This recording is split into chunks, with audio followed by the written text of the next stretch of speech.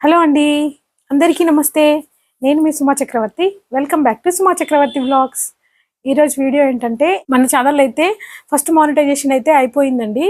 First monetisation అంటే తెలుసు కదా మీ అందరికీ. 500 మంది సబ్స్క్రైబర్స్ ఉండాలి, అలాగే 3000 అవర్స్ ఉండాలి. అట్లా నా ఛానల్ అయితే లాంగ్ వీడియోస్కి 3000 అవర్స్ కంప్లీట్ అయ్యాయి. అందుకని ఫస్ట్ మానిటైజేషన్ అయితే అయిపోయింది. నేను వీడియోస్ పెట్టడం స్టార్ట్ చేసి 1 ఇయర్ అయింది. 1 ఇయర్లో 2-3 ఇయర్స్ అయినా కూడా మానిటైజేషన్ అవ్వని వాళ్ళు చాలా మంది ఉన్నారు. కంటెంట్ ఏంటంటే, నేను ఎక్కువ కుకింగ్ వీడియోస్, ఇంకా మేము ట్రావెలింగ్కి వెళ్ళినప్పుడు ఆ వీడియోస్ తప్ప వేరే వీడియోస్ పెట్టకపోవడం. అంటే ఒక కంటెంట్ అనుకుంటే అదే కంటెంట్ పెట్టడం, ఇంకా నా ఫోన్లో నేను తీసిన వీడియోలు మాత్రమే పోస్ట్ చేయడం తప్ప వేరే వీడియోస్ కానీ వేరే వాళ్ళ వీడియోస్ కానీ పెట్టకపోవడం. అందుకే నాకు రీయూజ్డ్ కంటెంట్ కానీ అట్లా ఏం రాలేదు. అట్లా మన వీడియోస్ చేసినప్పుడు కూడా మనకి రీయూజ్డ్ కంటెంట్ వస్తే కూడా క్లియర్ అవుతుందంట. ప్రజెంట్ అయితే నాకు ఎలాంటి ప్రాబ్లం లేదు. పర్ఫెక్ట్గా మనకి ఫస్ట్ మానిటైజేషన్ అయితే అయింది. సెకండ్ మానిటైజేషన్ కూడా కంప్లీట్ అవుతుంది. ఇంత హ్యాపీ ఉంది కదా. నేను మా ఫ్రెండ్ దగ్గరికి మొన్న మానిటైజేషన్ అయిన తర్వాత వెళ్ళాను. ఉమా అని చెప్పాను కదా ఇంతకు ముందు, నా ఫ్రెండ్ అని. తన దగ్గరే నేను బిర్యానీ చేయడం నేర్చుకున్నానని కూడా చెప్పాను కదా. అయితే తన దగ్గరికి వెళ్ళినప్పుడు నా కోసం అయితే బిర్యానీ చేసింది. బిర్యానీ అంటే మా ఇద్దరి ఫేవరెట్ అది. అందుకని ఆ బిర్యానీ ఎలా చేసిందో ఆ వీడియో అయితే చూసేద్దాము. ఓకే. వేడి వేడిగా బిర్యానీ మాత్రం గుమగుమలాడిపోతుందండి. నా ఫ్రెండ్ అని చెప్పడం కాదు, కానీ తను బిర్యానీ మాత్రం చాలా బాగా చేస్తుంది. మేము వెళ్ళిన ప్రతిసారి మా కోసం ఎంత కష్టమైనా సరే బిర్యానీ అయితే ప్రిపేర్ చేస్తుంది. 1.5 kg రైస్, 1.5 kg చికెన్తో అయితే ఈ బిర్యానీ ప్రిపేర్ చేసింది. మా పిల్లలు అయితే బాగా ఎంజాయ్ చేశాము. మా ఇంట్లో వాళ్ళందరికీ కూడా ఉమా చేసిన బిర్యానీ అంటే చాలా ఇష్టము. ఇక ఈ బిర్యానీ ఎలా ప్రిపేర్ చేసిందో చూసేద్దాం.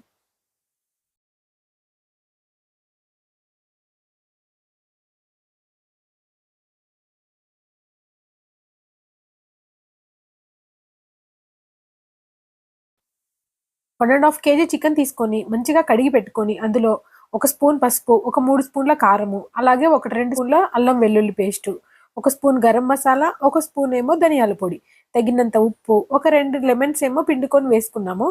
పెరుగు మాత్రం ఒక 2 గరిటెలు వేసింది.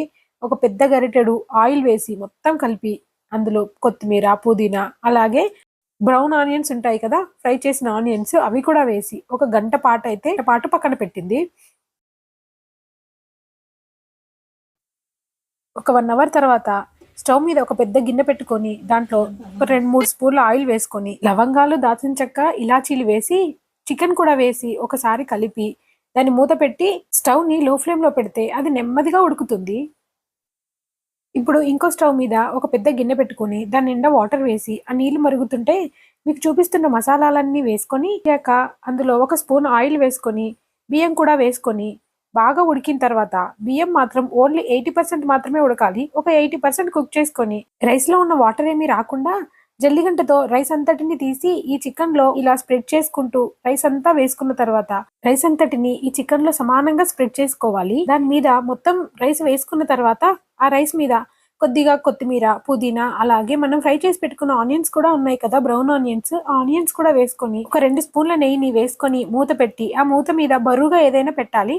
పెట్టిన తర్వాత స్టవ్ని లో ఫ్లేమ్లోనే పెట్టి 15 మినిట్స్ కదిలించకుండా ఉండాలి. ఒక 15 మినిట్స్ తర్వాత అయితే మన చికెన్ బిర్యానీ గుమగుమలాడుతూ రెడీ అయిపోయిందండి. కానీ వెంటనే మూత తీసి వడ్డించుకోకుండా ఒక 10 మినిట్స్ అలా వదిలేసి ఆ తర్వాత వడ్డించుకొని తింటే బిర్యానీ మాత్రం సూపర్గా వచ్చిందండి. దాంట్లోకి రైతా, ఆనియన్స్, లెమన్స్ అన్నీ అరేంజ్ చేసింది మా ఉమా అయితే. టేస్ట్ మాత్రం చాలా బాగుంది. చూడండి ఎలా కలుపుతుందో, చాలా ఎక్స్పీరియన్స్ ఉన్నలాగానే చేస్తుంది. ఇక ఎక్కువసేపు వెయిట్ చేయకుండా నేను వెళ్ళి బిర్యానీ తినేస్తాము. వీడియో నచ్చితే, మాలాగే మీకు కూడా బిర్యానీ అంటే చాలా ఇష్టమైతే ఒక లైక్ చేయండి. సబ్స్క్రైబ్ చేసుకోవడం మాత్రం మర్చిపోకండి. Thanks for watching. Thank you.